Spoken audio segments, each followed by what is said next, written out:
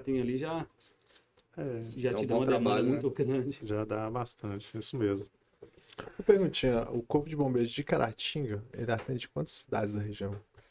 16 cidades. 16 cidades. É.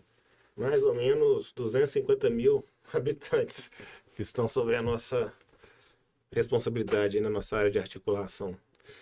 A gente vai ali até Raul Soares, pro lado de lá, e até Dom Cavate, no Santa sentido Bárbara ali. do Oeste. E tem a peculiaridade aqui da cidade de Caratinga e Inhapim, porque são cidades que, contando com a área rural, com a questão de distrito, são gigantescas. E do lado de Patinga ainda, né? É aí eu ia falar. A sua ponte. Caratinga, você vai lá Residencial na Porto ponte Seguro. lá, residencial Porto Seguro. Uhum. Pois Água o pessoal Silvana. está numa ocorrência Lá em 30 quilômetros daqui. São Tomé de Minas, São Tomé de distrito de Inhapim, quase 90 quilômetros aqui. Depois de Tabajara. Depois de Tapajara. Uhum. E aí a gente, por exemplo, a gente vai para Ipatinga, você entra e sai de Caratinga várias vezes. É verdade. É verdade. Dispensa provisória, como funciona isso? Então, a ideia é também a desburocratização que eu falei dos empreendimentos. Basicamente, em alguns tipos de empreendimentos mais digamos assim, com risco menor, a gente eles instalam algumas medidas e aí ele tem 1 ano para solicitar a dispensa definitiva. A ideia disso é que, estatisticamente, quando a gente olha os números, a gente observa que a maioria das empresas elas fecham as portas no primeiro ano. Então, a gente não quer onerar o empreendedor nesse momento crítico, que é o primeiro ano das empresas. Então, quando é possível, existe essa declaração provisória, ela vale 1 ano, a pessoa instala as medidas básicas, extintor, iluminação, sinalização, saída. saída, né? Isso. E aí ela tem, tipo assim, 1 ano para poder depois buscar a definitiva. Igual carteira de motorista. Isso. Você pega a provisória e depois... Um negócio legal que você falou ali, das medidas de segurança, né? Acho que é interessante as pessoas conhecerem quais são elas. Né? A básica é luz de emergência, iluminação, extintor de incêndio, Isso. sinalização, que são as plaquinhas, né? Isso. De orientação e salvamento, de equipamentos, né? Isso. Aquelas vermelhinhas de extintor. E saída de emergência. Saída de emergência é a mais difícil da pessoa entender, porque normalmente eles falam assim, eu vou ter que construir uma saída de emergência, mas não, a saída de emergência, o próprio acesso seu e saída é a própria saída de emergência. Só que a saída de emergência ela foi dimensionada, ou seja, você tem uma porta muito estreita, um corredor muito estreito, que ele não passa nas dimensões mínimas, ele não é uma saída de emergência. Mas se ele atender esses critérios, então, o próprio acesso ao seu prédio, tudo, é a saída de emergência. Exatamente. Isso é muito importante destacar, porque uma das principais medidas é a saída de emergência. Exatamente. Porque, no caso de um sinistro, uma das preocupações é justamente a gente conseguir evacuar a população e fazer o acesso do corpo de bombeiro. A população vai sair, o corpo de bombeiro vai entrar. E é interessante que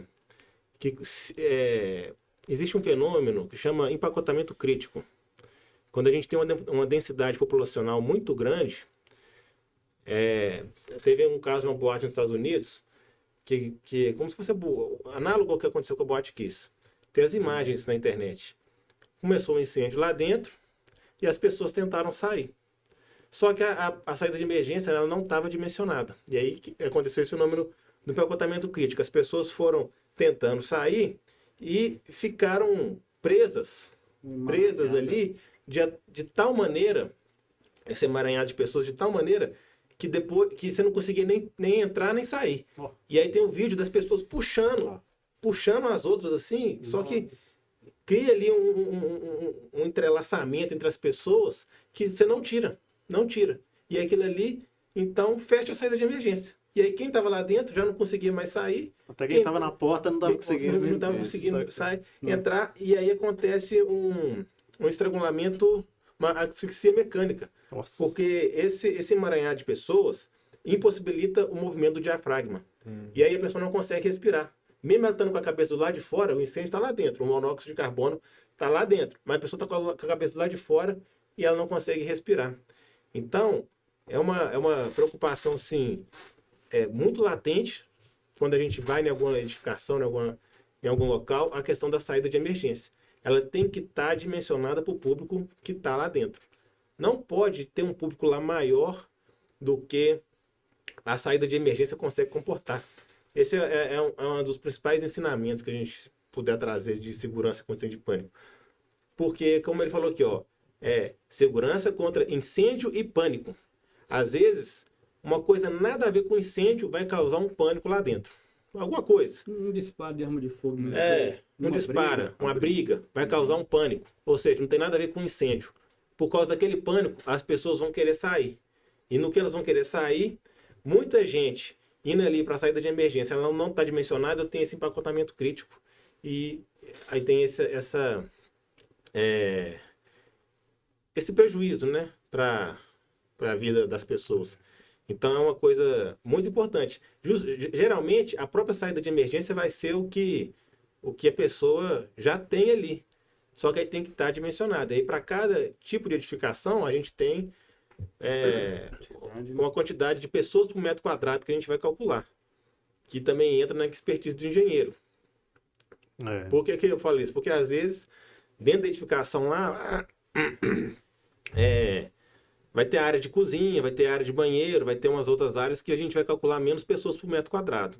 Mas se o engenheiro não sabe, ele pega tudo, calcula ali uma quantidade de pessoas por metro quadrado que às vezes a saída de emergência dele não vai comportar. Aí vai ter que mexer no projeto. Vai ter que mexer no projeto. Mas às vezes, se ele dimensionar bem, levar em consideração, né, essa área de cozinha, área de banheiro e tal, às vezes ele consegue...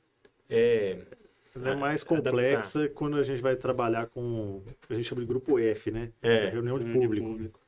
Que aí é igreja, salão de festa, restaurante, boate. Que aí, assim, a população é bem maior. Aí a gente tem que ficar fazendo essas jogadas mesmo. Mas sempre lembrando daquela situação. Eu quero colocar um mínimo, mas se o mínimo não me passar segurança, eu vou colocar um pouquinho a mais ali. Aí só pra gente ter só pra ilustrar, né, pro pessoal... Por exemplo, a igreja que ele citou, a gente faz o cálculo de uma pessoa por metro quadrado. Em uma boate, a gente faz um cálculo de 2 pessoas por metro quadrado. É a ocupação que tem a maior densidade populacional quando a gente faz a previsão de público. Então, às vezes, a pessoa fala assim, eu quero fazer uma reforma aqui e tal, e eu quero ampliar, e eu quero fazer um segundo andar, porque eu quero colocar mais gente aqui. Não, beleza, mas e a saída de emergência? Porque se você colocar a gente em cima e embaixo da saída de emergência, você não vai aguentar. Você vai mexer na saída de emergência? Você vai abrir outra?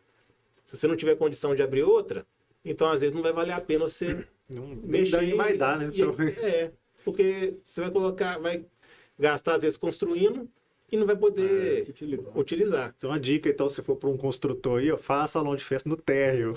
Não faça em pavimentos, porque... a largura... É muito isso, né? Pois é. O que mais tem, eu acho. A largura das escadas e acesso, elas são baseadas na ocupação. Isso. Né? Então, se você tem uma ocupação, como ele falou, a maior é 2 pessoas por metro quadrado de boate, por exemplo, salão de festa. Você tem um caso ali em Tarumirim mesmo, cara, a escada é 6 metros de largura, a escada. São 2 lotes do salão de festa. E ele poderia era mais fácil fazer... em cima o estacionamento e embaixo o salão de festa, para não ter uma largura de escada muito grande. Uma dica bacana, hein? Pois é, acho que a grande dica vai fazer projeto arquitetônico, você vai aprovar algo de incêndio em conjunto com a prefeitura, junto com a prefeitura. Tem que ser junto, porque um é totalmente ligado no outro, largura de corredor, largura de escada. Hoje em dia ainda mais cobrado, né? Ali a prefeitura, eu acho que hoje em dia cobra mais a questão do projeto de prevenção, ainda mais onde que tem a atuação do bombeiro, digamos assim, mais presente, igual o Caratinga que tem a fração, então a prefeitura fica mais ciente disso e acaba cobrando já antes, porque depois se a pessoa já constrói, tem que destruir alguma coisa, alguma parede, alguma coisa, para poder estar colocando sistema, igual o hidrante às vezes, que não foi dimensionado por falta de cobrança da prefeitura, digamos assim.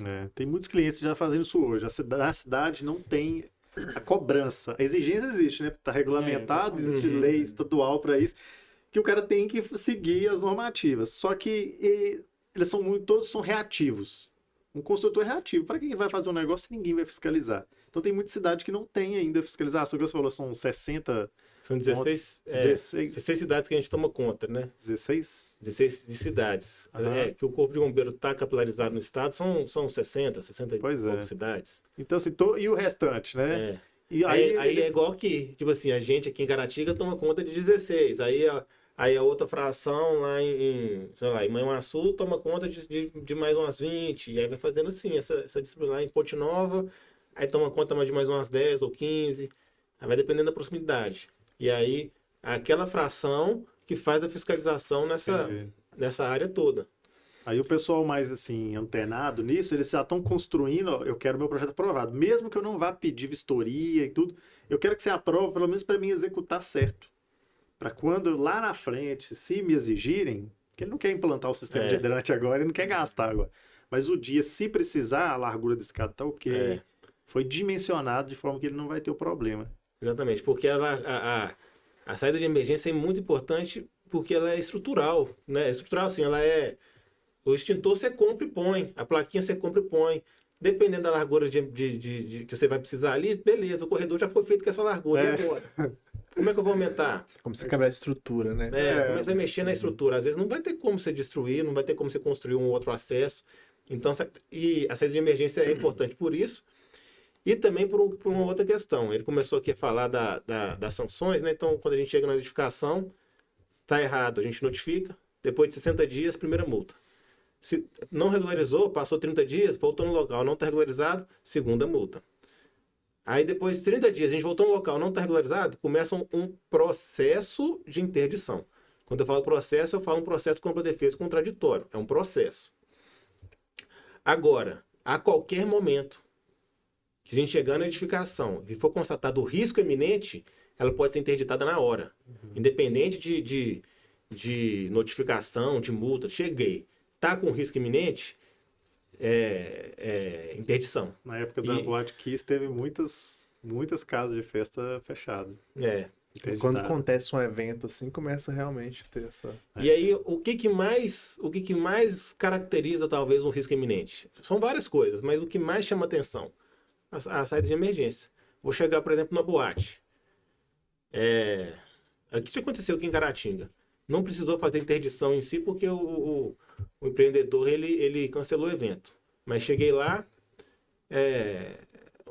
um evento com muitas pessoas num salão de festa em cima, que tinha uma saída de emergência dessa finura, e ele queria colocar 500 pessoas lá dentro. Nossa. Aí eu falei, não. Não. Se você for fazer seu evento, a gente vai ter que interditar, infelizmente, porque isso aí é um caso de risco iminente. Porque qualquer coisa que acontecesse lá, eu não consigo evacuar aquelas 500 pessoas nessa escadinha. Eu não consigo entrar para salvar ninguém. É uma escada que tinha... Ela não tinha nem... Acho que não tinha nem 70 centímetros. Nossa. E o cara fez um salão de festa lá em cima. E tava promovendo um show. Aí o cara entendeu e tal, cancelou o show de última hora e tal, não precisou interditar. Mas, assim, deu tudo certo. Mas se a gente chega lá com o show Na hora, né? Nossa. Aí, por exemplo, era um caso de interdição, que ali é um risco iminente. Não pode fazer nada. Então, por isso que a saída de emergência é um conceito muito importante para os engenheiros, em especial, na hora que eles forem projetar e tal. Já pensar, não, já vão dimensionar direitinho os acessos, as rampas, as escadas, os corredores, para evitar ter Essa dor de cabeça Essa dor de pesada, cabeça. que cara depois. Isso já aconteceu com vocês? Já aconteceu comigo mais de uma vez. Mais de uma vez. Já aconteceu. Já aconteceu tanto de... Assim, mas na maioria dos eventos que aconteceu, eu cheguei, expliquei para a pessoa e aí ela cancelou o evento que, graças a Deus, deu tempo da gente ficar sabendo pelo setor de inteligência que ia acontecer, que estava irregular. E a gente chegou antes do evento começar, explicou para o cara, para a pessoa e tal, aí ele cancelou o evento. Já aconteceu algumas vezes comigo até aqui em Caratinga. E já aconteceu também comigo uma vez que não é necessariamente tá atrelado, né, ao conceito, mas eu estava empenhado lá no Carnaval em Belo Horizonte e aí tinha o bloco Então Brilha, 7 horas da manhã, gigantesco lá e milhares de folhões e tinha uma passarela que passava em cima da avenida onde que ele ia passar. E aí as pessoas começaram a se aglomerar naquela passarela, que ela virou como se fosse uma espécie de camarote.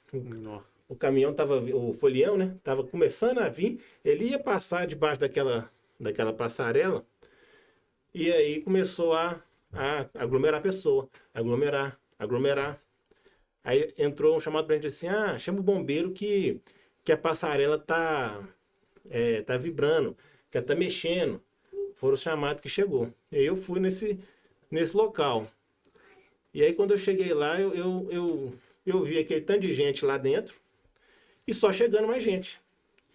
E aí quando eu fiz uma medição lá em loco, tinha de 8 a 9 pessoas por metro quadrado. Nossa senhora. Aí você lembra que eu falei que o máximo numa edificação são 2. Tinha de 8 a 9. E o folião ainda estava longe. E eu olhei assim por cima e vi aquele mar de gente vindo de um lado e vindo de outro. Aí eu já pensei, empacotamento crítico, que vai ter aqui daqui a pouco. Pensei, o guarda-corpo ali daquela passarela não foi projetado para aguentar milhares de pessoas fazendo aquela pressão ali, correndo o risco então daquela estrutura colapsar e as pessoas caírem lá embaixo, correndo o risco do empacotamento crítico. Colapso estrutural. Colapso estrutural. As pessoas de fora estavam falando que ela estava balançando, como se ela estivesse entrando em uma ressonância. Eu não visualizei isso, dela balançando, mas era o relato das pessoas. Aí naquele momento eu falei, vou ter que interditar essa passarela, vou ter que interditar e evacuar todo mundo que está aqui, as duas coisas. Aí foi feito um trabalho em conjunto lá com os brigadistas do evento, com a Polícia Militar, com a Defesa Civil, com a Guarda Municipal de Belo Horizonte.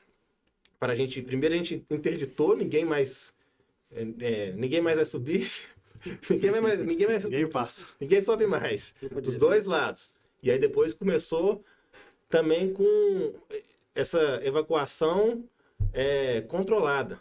Porque, tem que evacuar porque vai cair, aí virar pânico, né? Então a gente foi fazendo, tirando todo mundo, a gente conseguiu evacuar toda aquela passarela, deixamos fechado até o folião passar. Aí é o tipo de coisa que assim, quantas vidas foram salvas ali?